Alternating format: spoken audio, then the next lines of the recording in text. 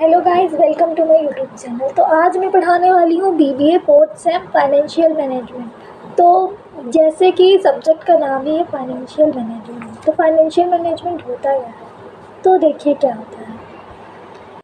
Financial management is the planning, organizing, directing and controlling the financial activities such as procurement and utilization of funds of the enterprise। तो ये क्या होता है, ये management का ही एक फंक्शन होता है जो कि प्लानिंग, ऑर्गेनाइजिंग, डायरेक्टिंग, कंट्रोलिंग करता है फाइनेंशियल एक्टिविटीज़ को और यूटिलाइजेशन ऑफ फंड जो हमारे इंटरप्राइज के होते हैं उसको यूटिलाइज करना।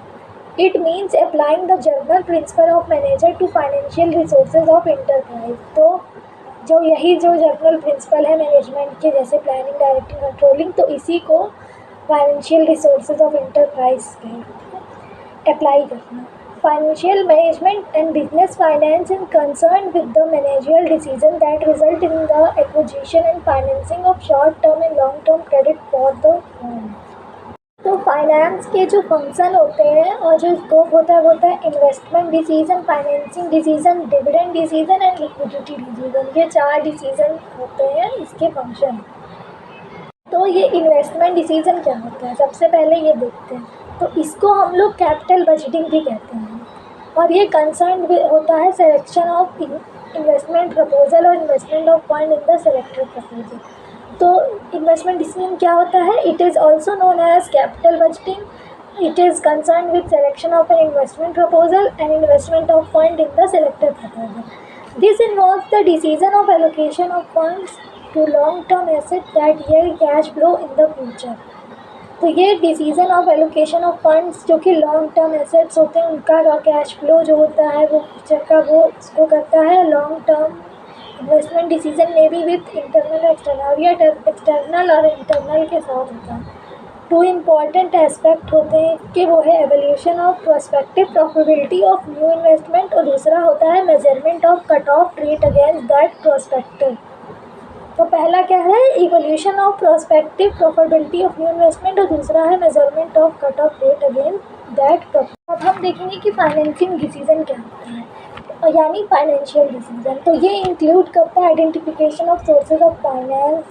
इन financial manager decide when, where, how to acquire funds to meet the firm's investment need. जो फाइनेंशियल मैनेजर होता है वही डिसाइड करता है कि कब, कैसे और कहाँ फंड्स को एक्वायर करना है और हम लोग कैसे किसी फिर्म की, मतलब फर्म की और इंडस्ट्री की, मतलब हम लोग उसके इन्वेस्टमेंट नीड को कैसे। डिविडेंड डिसीजन क्या होता है, डिविडेंड डिसीजन जो होता है वो ये होता है कि ये जो होता है ये इन्वॉल्व करता है डिसीजन मतलब how company would distribute its profit और सरप्लस।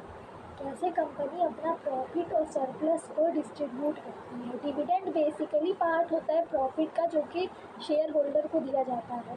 तो देखिए ये क्या, it involves the decision regarding how the company would distribute its profit or surplus. Dividend basically part of profit which is distributed to shareholders. और financial management must determine the optimum dividend, जैसे payout ratio। optimum dividend जो policy होती है is one that maximize the market value of the share. Payout ratio is equal to the percentage of dividend। कि अब देखिए liquidity decision क्या होता है। तो investment in current assets affect the firm profitability, liquidity and risk.